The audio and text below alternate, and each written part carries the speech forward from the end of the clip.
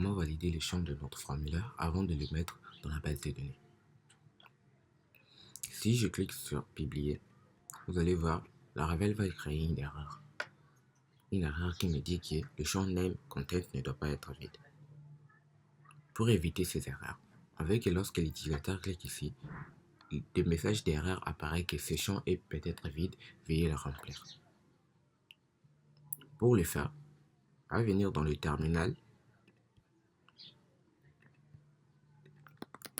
et je vais faire la commande php artisan make request et je vais l'appeler par exemple post request.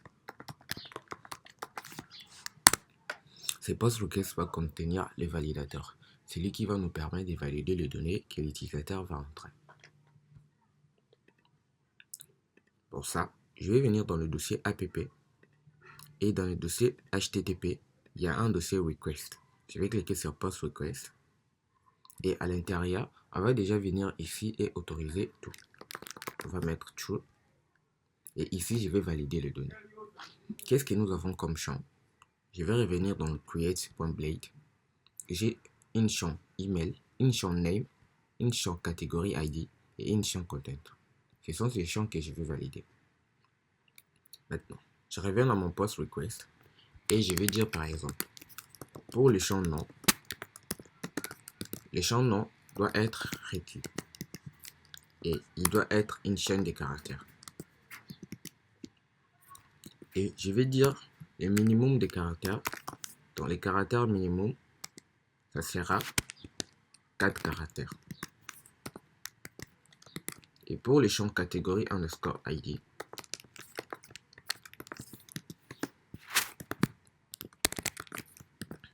ça sera pareil.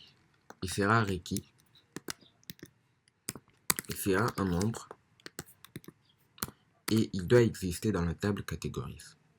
Car oui, si la catégorie n'existe pas, on ne doit pas l'enregistrer dans la base de données. Donc pour ça, je vais écrire exist. La table, c'est catégories. Et le colonne qu'on veut vérifier si ça existe, c'est le colonne ID.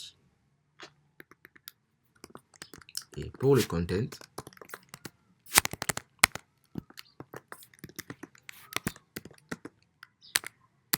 aussi c'est pareil. Il sera requis. Ça sera une chaîne de caractères. Et minimum, il aura 3 caractères. On a fini avec le post request. On va le fermer. Et ensuite, je vais revenir dans le post controller. Dans le post controller, là où il y avait request, on va les changer en post request. Il va se charger directement de valider les champs de notre formulaire. Il va vérifier si les champs name il est là, et si les champs name existent, s'il est une chaîne de caractères ou s'il contient plus de 3 caractères. Rien qu'en faisant ça, si je viens dans la page et que je clique sur publier, j'actualise et que je clique sur publier, on n'a rien. Donc on est redirigé sur la même page. Pour avoir le message d'erreur, j'avais dit on bénéficie d'une variable qui s'appelle $error. Donc je peux venir ici et afficher cette variable qui s'appelle $errors.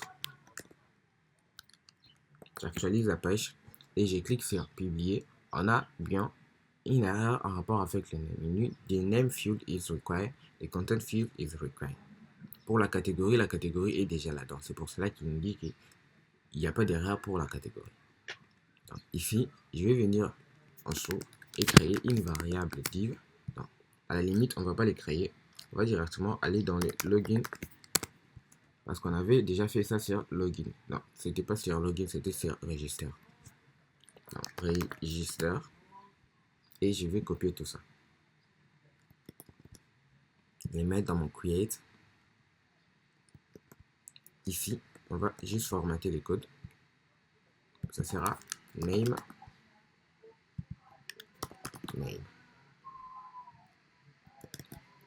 Et pour la catégorie, ça sera catégorie underscore ID. Donc on va copier tout ça et les mettre ici catégorie underscore ID, catégorie underscore ID. Et je vais encore les copier pour les mettre dans le text area. Ça sera content. et ça sera content. Je peux effacer les dollars error, ça ne me sert plus. Maintenant, j'actualise la page. Ici, je clique sur publier. On a bien the name field is required, the content field is required. Si je remplis et que je clique sur publier, il a bien publié l'article. Maintenant, on ne veut plus avoir cette page blanche. On va retourner dans la vie de la création d'un article. Pour ça, je vais revenir dans le post contrôleur. Et ici, à la fin, je vais faire return redirect pour rediriger. Redirect. Et je vais faire back. Maintenant, je peux ajouter un message qui indique à l'utilisateur, par exemple, l'article a été bel et bien posté. Donc pour ça, je vais faire with. La clé, ça sera par exemple succès. Et le message, ça sera posté. Je vais revenir ici dans Create.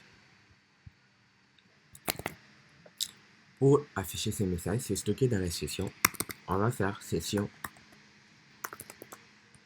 Et pour récupérer les messages, c'était dans la clé success. Bon. Si je fais déjà ça et que j'actualise, on n'a rien. Il y a juste un article.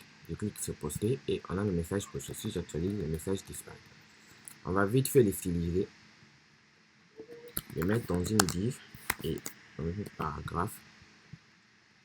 Ici, la classe ça sera bg green 500 par exemple. Le texte ça sera en white.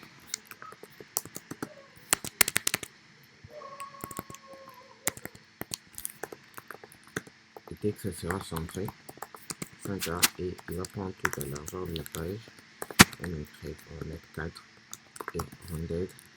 On va mettre ça. La ligne ça sera ligne de 2. Ici, on ne veut pas l'afficher de base. On va l'afficher seulement s'il y a des messages d'erreur. On va mettre if et on fait tout ça. On le met à l'intérieur du if. Et couper ça et mettre ici.